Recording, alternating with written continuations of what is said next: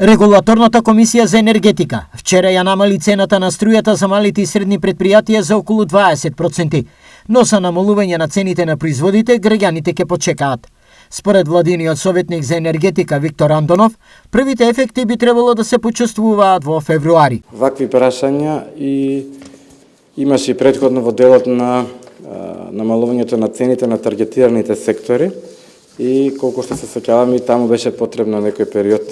од некој месец, нели, за да почнат мерките да стапат на сила и новите цени, така да сигурно и во имајќи предвид дека овие цени ќе стапат на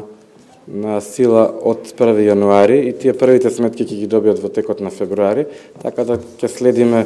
во тој период откако ќе стапи на сила новата цена. Доколку цените и покрај намалениот трошок за струја не се намалуваат или намалувањето е незначително, тогаш на сила стапуваат и други мерки. Владата има механизми за следење преку надлежните инспекторати, за следењето на цените на производите, доколку осети дека трговците не ги намалуваат своите производи, има механизми кои стојат на располагање за ограничување на цените или на маржите како што тоа беше направено предходно. Предходно, владата обезбеди повластена цена на струјата и за големите компании за 95 евра за мегават час и предвиде намалување на цените од 7 до 10% од декември. Дел од производите веќе се продаваат со намалени цени, но според многумина, намалувањето не е според очекувањата.